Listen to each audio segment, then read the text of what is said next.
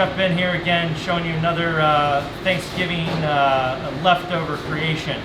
So this is by far one of my favorite things to do with your leftover Thanksgiving meal. Someone was shown to me by a friend of mine, and it's become a classic that I try to do every year. So traditionally we call this a turkey wreath because it would look like a wreath. I'm doing it a little different here. I think it's a little easier way and still has that statement piece. This is going to encompass all of your leftovers, your stuffing, your cranberry sauce, your turkey, your Brussels sprouts, your mashed potatoes, your sweet potatoes. It will encompass everything into that perfect bite. All right, so what we're going to do here is I have a little terrine mold. You can layer it however you want. You can do aluminum foil containers. There's no real rhyme or reason of how to layer it or what to put in. So you can kind of go how you are, but I'm going to show you how I do it. So the first layer I do is our stuffing, and literally it's just our normal stuffing that was left over the day before. It's all cold, so I'm just kind of putting it in here, just kind of scooping it in. Now, one thing I didn't show, I put a piece of plastic wrap on the bottom of this so that once this is all set, we can get it out really easily. So you can, I always say to do this is the easiest thing to do to get it out. I'm gonna put just a little bit of gravy down, and I kind of put gravy in a lot of the layers. It's just adding a little bit of moisture to the dish, because stuffing can be a little bit dry. I'm gonna add a little bit of my Brussels sprout layer. And again, no rhyme or reason here, just kind of making little layers of everything, just putting all the tasty things that I enjoyed by Thanksgiving, just putting those down. Now I'm going to use a little bit of the sweet potatoes.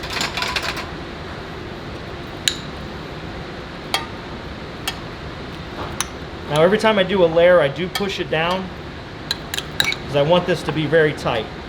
So spread that out. There. All right. Got to have plenty of turkey. So I put my turkey there. Kind of go a little heavier on the turkey than everything else. And again, this is all the bits and pieces and just crumbled up and just picked through the night before. I'm going to put a little bit of this gravy. I'm going to go a little heavier right now in the gravy, because also that's going to, as it's going to cook, it's going to kind of melt, and it's going to kind of give some moisture to the whole dish. I'm going to use a little cranberry sauce next. Still got some stuff here. I got a little extra Brussels sprouts, so we're going to sprinkle those over. A little bit of stuffing here. And as I said, you can kind of do it however you want, as long as you're pushing it down. No air pockets, you're good. All right, so we're going to get this. I'm going to press all this down. And then the last thing I'm going to use is the mashed potatoes. So I will say, a lot of times I use potatoes on this layer, the last layer, and it kind of helps encase everything in. So I'm going to kind of press all this down, make sure I have a nice layer.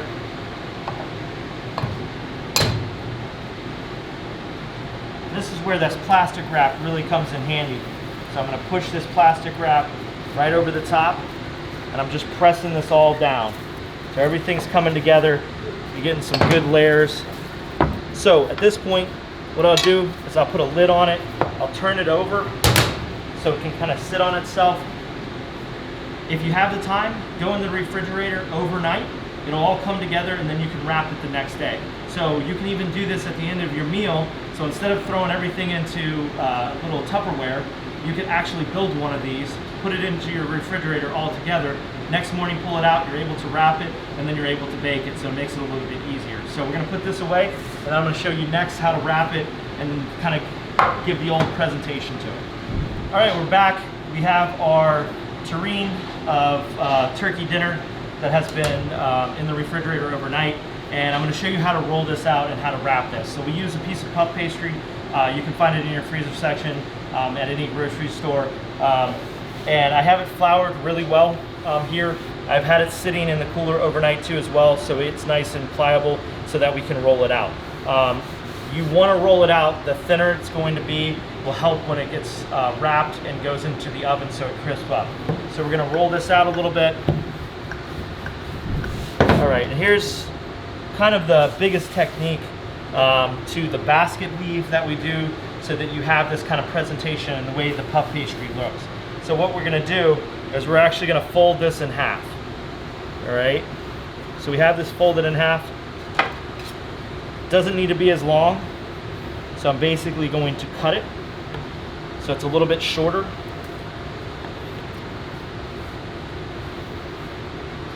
And then what we're gonna do is we're gonna cut little fingers almost all the way through the puff pastry, and you're gonna see why here in a second.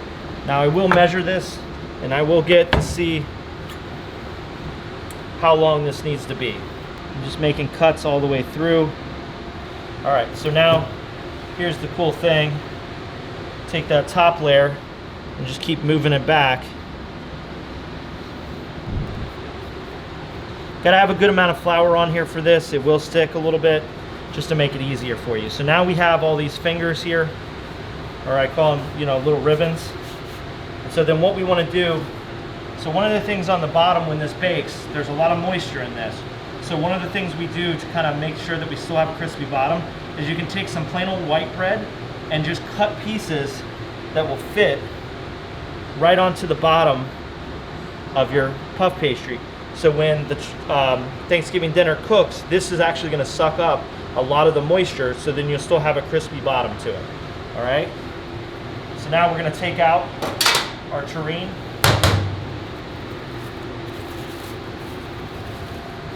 It's been pressed overnight, and see how easy it is that comes out of that plastic wrap.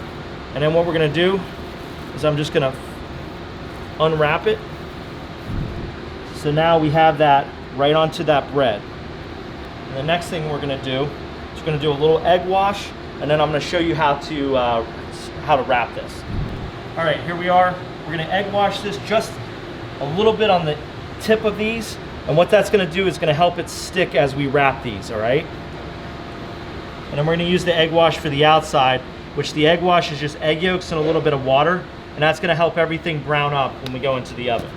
So then essentially what we do is we're gonna fold this over like this, and we're gonna fold this other one side here. And then we're gonna make sure that when we fold, that they're always touching each other to kind of get this basket weave design.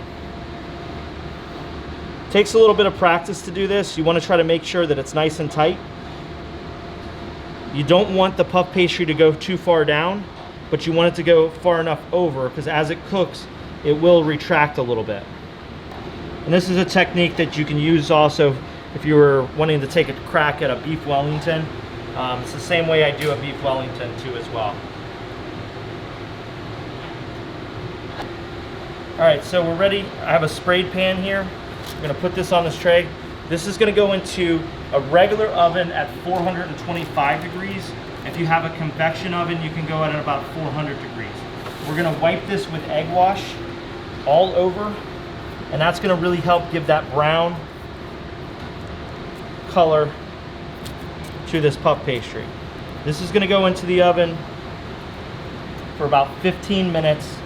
Then we're going to brush it again, and we're going to finish it off for about another 5 minutes until golden brown. The good thing is everything is cooked that's inside, so when that puff pastry is nice and brown and crispy, everything should be warm inside too as well. So you shouldn't have to worry about, you know, probing it or trying to cook to a certain temperature. Really, you're looking for that nice crispy brown color. So we're gonna go in the oven right now.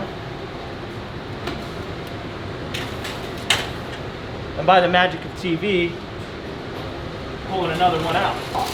And this is what you have. You have that puff pastry. You see that golden brown here. I'm gonna flip it over just so you can see the bottom. So then again, you have that bread, and that's nice and golden and nice and crispy there too as well. So once this comes out of the oven, don't cut it right away. You need to give it 5 to 10 minutes before you go and cut it. That'll help you to be able to cut it really nice and smooth so you have a nice presentation.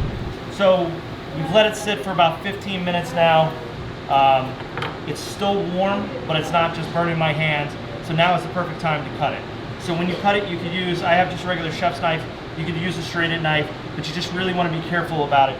So I'm gonna go ahead and I'm gonna just kind of like lightly slice through this. kind of here. You're gonna see some of those nice layers there.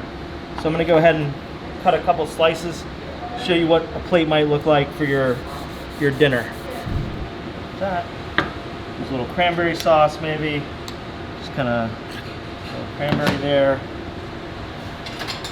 And finish it off with a little bit of leftover turkey gravy, which you can kind of just do in the center there. And then maybe there.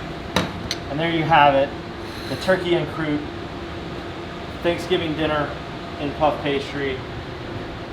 Perfect meal to make for the night after, for Friendsgiving, or you're just looking to do something different and really just wow the family or the friends, the turkey and croute. I hope you enjoyed everything that we saw today. I hope you can take advantage of doing a couple different things than the normal turkey on rye or the turkey noodle soup. Have a great holiday.